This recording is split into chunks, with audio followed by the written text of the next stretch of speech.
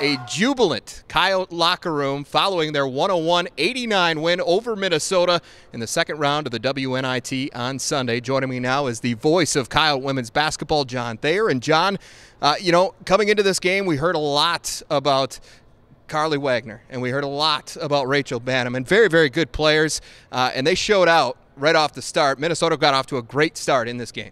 Yeah, no doubt. They came in and used their home crowd. USD led 5-4 in the first quarter, and then Minnesota went on a run. I think they scored 7 or 8 straight points. They had this place rocking, and you knew at that point that South Dakota really needed an answer, and the Coyotes just weren't able to do that through a good portion of the first quarter. I think at the media timeout, Jay, they were shooting about 30 to 33% in the first quarter, so it was a really cold start for the Coyotes. Yeah, Coyotes down as much as 11 in that first frame. Got it back to 7 by the end of the first quarter. But as we've seen from this team so often this season, John, capable of being very explosive themselves, in that second quarter was exactly what we'd seen from them all year long. It was almost as if in the first quarter they were a little bit shell-shocked, just with understanding Rachel Banham, one of the best players in college basketball across the country, and just the atmosphere and everything. Second quarter, they really settled down, scoring 26 points in the second quarter, holding Minnesota to 17. That was huge for this defense, and I thought Thayer in the second quarter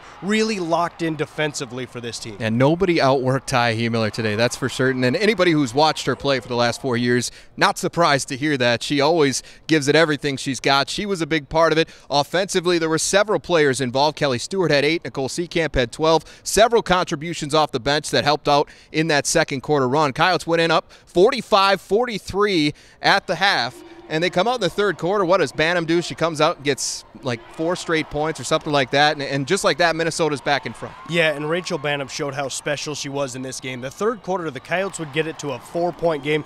Banham came down and she would hit a 3. And it just would go back and forth like that. And Rachel Banham was hitting big shots. But then you had USD offensively. And Caitlin Duffy was locked in the third quarter. She hit a couple of 3-pointers. J.C. Bradley came off of the bench, hit a big one. Trimboli had a big 3. I mean, you just saw a lot of players in that third quarter step up, and the Coyotes extended their lead. They did. They went up 70-58 after 3. They go to the fourth quarter, and they really opened it up at that point, John. Got it up to as many as 18 points with about 8 minutes left, but you knew Banham wasn't going to go away, right? And just like that, the Gophers cut it to like 6. It was 78-60, and in a span of about 3 minutes, Minnesota scored 19 points offensively. They just found their groove, and they were breaking down the Coyote zone defense. And South Dakota, they just weren't getting it. And it wasn't all Rachel Banham. Shane Mullaney had 2 3-pointers that were huge in the fourth quarter that helped Minnesota get back into it. Amy Williams gets a timeout, gets her team to settle down, and the Coyotes were able to hold on in this one. And it felt like the Coyotes were kind of forcing something, taking shots early in the shot clock instead of working that clock and trying to waste some time. But credit to them, they withstood that run, that big run. It would have been easy to fold up. This place got really loud. It got a little intense there, but they came down and hit some really, really big shots down the stretch. And what impressed me most, John, is the fact that, and again, we go back to the depth of this team, and it's been there all season long, but today, when they needed a big shot, it wasn't necessarily the first 5 that was providing it. It was some of those key contributors off the bench. So Kate Liveringhouse, you mentioned J.C. Bradley, Jasmine Trimboli, several players coming in and hitting big shots down the stretch to help them put this thing away. And the bench for the Coyotes had 36 points today, and that's huge. That's the reason they won the game. And towards the end, Kate Liveringhouse gets fouled. Why? Because on the floor, statistically, she was the worst free throw shooter that South Dakota had on the floor, 62% on the season. Ice in the veins, Jay. She steps up, drills a couple of free throws. Those were huge, and I thought that nearly sealed it for USD. Pretty much did. She went 4 for 4 down the stretch, and the Coyotes made enough of them, as a team down the stretch as well, which was good to see as they put this game away and get the win. Afterward, obviously, the Coyotes very happy about this victory. It was an awesome win for us.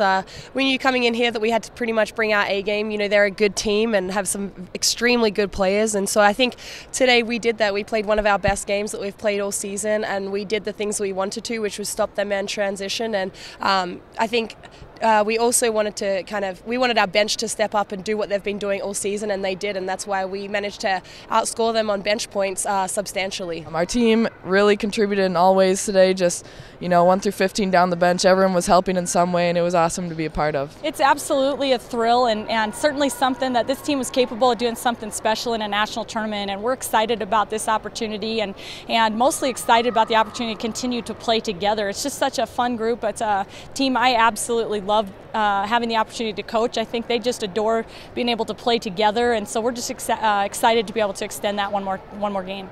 So obviously some happy young ladies with the way this one turned out. And with that, John, they move on to the round of 16 now in the WNIT. They will host UNI on Thursday night at the Dakota Dome. This is a team obviously they're very familiar with. Played them in Vermillion last year, beat them soundly.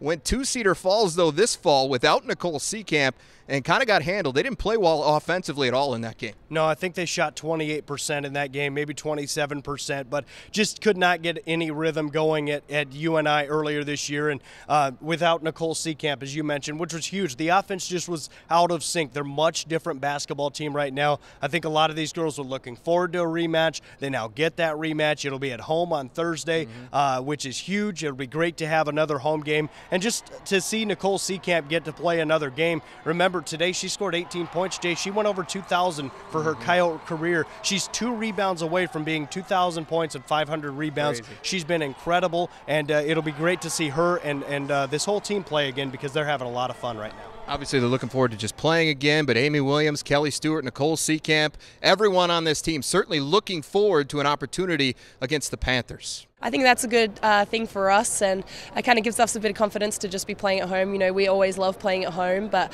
I think definitely playing against UNI again, just a bit of revenge for the start of the season, how we played against them in the first game, and I didn't play against them, but I mean, we've got some things to work on from what we did in that game, so I think we'll go out there and we've improved so much from the start of the season to now, and I think we'll have a good chance of being successful. When we played them earlier in the season, we were, we got beat by a lot, but we are a different team now. Plus, having Nick in the game is absolutely a huge difference maker. So we're looking forward to the rematch. They're a very good team. They've had some great wins this season. They really tore it up in the Missouri Valley, so we're excited for the challenge. It's very evident today when you look at Nicole Seekamp, who scores it the way she does, but also with 12 assists and 1 turnover or something like that. I mean, she's just an incredible player. I think she'll make a definite impact for us in that ball game. But the rest of our team, really wants a chance to kind of have some redemption. I just really feel like we can play better than we did against Northern Iowa earlier this year, and we're excited to have another chance. All right, thanks, ladies. And once again, the final score, round 2 of the WNIT on Sunday at Williams Arena in Minneapolis. The Coyotes get the win, 101-89 over the Gophers. How about this, John? The University of South Dakota went 2-0 in this building this season. Yeah, that's incredible. For the men to come up here and win in double overtime, and now the women to get a win. USD playing Minnesota. I know Coyote fans just love what has happened recently. Football a few years back. All of that just gets the Coyote fans pumped up. So huge win today, a lot of fun. People are going to be looking forward to having a little more fun Thursday night at the Dakota Dome. At least one more game for this women's basketball team. And again, Thursday night against UNI in the round of 16 in the WNIT. For John Thayer, I'm Jay Elsen. Thanks for watching.